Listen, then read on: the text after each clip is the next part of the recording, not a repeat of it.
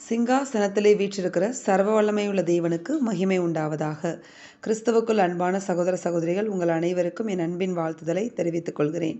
இந்த நாளுக்கான கர்த்தருடைய வார்த்தை லூக்கா 6ஆம் அதிகாரம் 13வது வசனம். பொழுது விடிந்த போது அவர் தம்முடைய சீஷர்களை வரவழைத்து அவர்களில் 12 பேரை தெரிந்து கொண்டு அவர்களுக்கு அப்போஸ்தலர் என்று பெயரிட்டார். ஆமென். இந்த இடத்துல ஆண்டவர் என்ன செய்கிறார் நீங்கள் பார்த்தீங்கன்னா, 12 பேரை குறிப்பிட்டு சீஷர்களாக முதல்ல தெரிந்து கொள்ளுகிறார். தெரிந்து கொண்டதுக்கு அப்புறம் அந்த 12 சீஷர்களுக்கும் ஒரு பேரை, புதுசாக ஒரு பேரை கொடுக்கிறார். அதுதான் அப்போஸ்தலர். அப்போ சீஷர்களுக்கும் அப்போஸ்தலருக்கும் என்ன வித்தியாசம் அப்படின்னு நீங்கள் பார்த்தீங்கன்னா, பாருங்கள், கர்த்தர் நம்மையும் கூட இந்த சீஷர்கள் அப்போஸ்தலர்கள் இந்த 2 கேட்டகரியிலுமே நம்மளையும் கொண்டு வர விரும்புகிறார். எப்படி அந்த 12 பேரையும் சீஷர்களாக தெரிந்து கொண்டு அப்போஸ்தலர் என்று பெயரிட்டாரோ, அதே போல நம்மையும் சீஷர்களாக தேவன் தெரிந்து கொண்டிருக்கிறார். நம்மையும் அப்போஸ்தலர்களாக தேவன் பார்த்து கொண்டிருக்கிறார். அப்போ அந்த சீஷருக்கும் அப்போஸ்தலருக்கும் என்ன வித்தியாசம் அப்படின்னு நீங்கள் பார்த்தீங்கன்னா, சீஷர்களாக அவங்க இருந்தபோது அந்த 12 பேரும் சீஷர்களாக இருந்தப்போ ஆண்டவரோடு கூடவே இருந்தாங்க.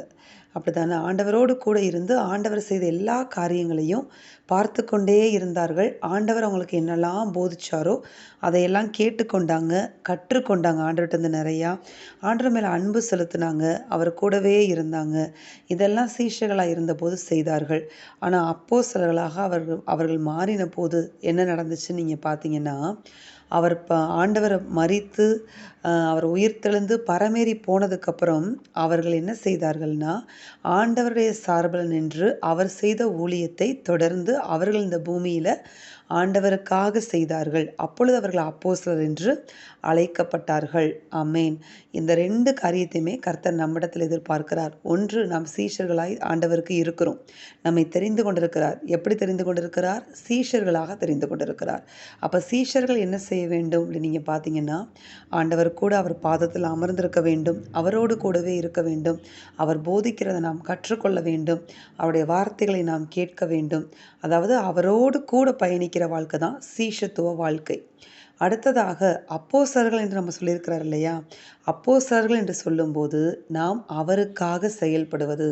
அவரோடு கூட இருந்தால் மட்டும் பத்தாது, அவருக்காக நாம் ஊழியமும் செய்ய வேண்டும். சீஷர்களாக இருந்தபோது அவர்கள் ஆண்டவரோடு கூடவே இருந்தாங்க. அப்போஸ்தலராக மாறின போது ஆண்டவரோடு கூட இருந்து ஆண்டவருக்காக ஊழியம் செய்ய ஆரம்பித்தார்கள். ஆமென். அதே தான் தேவன் நம்மக்கிட்ட எதிர்பார்க்கிறார். நாம் அவரோடு கூட இருக்க வேண்டும், அதே நேரத்தில் அவருக்காக ஊழியமும் செய்ய வேண்டும். ஸோ இந்த 2 நிலைகளிலுமே நாம் நம்மை காத்து கொள்ள வேண்டும்.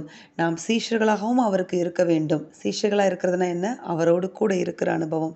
அப்போஸ்தலர்களாகவும் நாம் அவருக்கு இருக்க வேண்டும். அவரோடு கூட இருந்து அவருக்காக ஊழியம் செய்ய வேண்டும். அப்பொழுது அவர் அவருடைய நாமத்தை நம் மூலமாக பிறர் வாழ்க்கையில், பிறர் மத்தியில், எல்லாருடைய மத்தியிலையும் தேவன் மகிமைப்படுத்த ஆரம்பிப்பார். அநேகர் நம் மூலமாக கிறிஸ்துவை ஏற்றுக்கொள்ள ஆரம்பிப்பார்கள். அநேகர் கிறிஸ்துவண்டை கொண்டு வரப்படுவார்கள். இந்த 2 நிலையிலையும் நம்ம காணப்பட்டோம்னா, நிச்சயமாக பேதுரு செய்த ஊழியத்தில் ஒரு மகா பெரிய ஒரு அறுவடையை பார்த்தார். பவுல் செய்த ஊழியத்தில் ஒரு மகா பெரிய ஒரு அறுவடையை பார்த்தார். எல்லா அப்போஸ்தலர்களும் ஒரு பெரிய அறுவடையை பார்த்தார்கள்.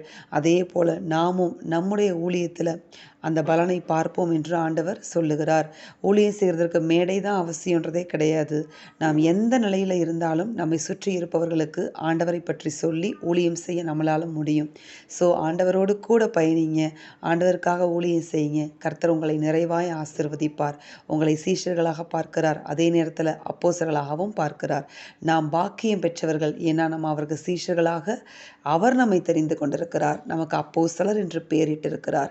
கர்த்தர் நம்மை அதிகமாய் நேசிக்கிறார். நம்மோடு கூடவே இருந்து கடைசி வரைக்கும் அழகாய் ஆச்சரியமாய் வழிநடத்தி நித்தியத்தில் நம்மை சேர்த்து விடுவார். ஆமேன்.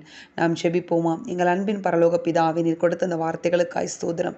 இந்த வார்த்தையின்படியே தகப்பனே, உம்மோடு கூட இருந்து உமக்காக ஊழியம் செய்ய தேவன் எங்களுக்கு கிருபையை ஒவ்வொருவருக்கும் கொடுப்பீராக. நீர் எங்களை சீஷர்களாக உமக்கென்று தெரிந்து கொண்ட கிருபைக்காக ஸ்தோத்திரம். நாங்கள் சீஷர்களாகவும் இருக்க வேண்டும், அதே நேரத்தில் அப்போஸ்தலர்களாகவும் இருந்து உம்முடைய ஊழியத்தை நிறைவேற்ற நாங்கள் இருக்கிற எல்லைகளில் எங்களுக்கு கொடுக்கப்பட்ட சிறிய எல்லைகளானாலும் அதில் நாங்கள் எங்கள் ஊழியத்தை நிறைவேற்ற தேவன் கிருபை தருவீராக. உம்மை பற்றி பிறருக்கு சொல்லி பிறரை ஆதாயப்படுத்தக்கூடிய அந்த கிருபைகளை எங்களுக்கு தேவன் கட்டளையிடுவீராக. இயேசுவின் நாமத்தில் செபித்து ஜெயம் எடுக்கிறோம் பிதாவே, ஆமேன். இந்த வார்த்தையின்படி இந்த நாளில் தேவன் உங்களை ஆசிர்வதிப்பாராக. ஆமேன்.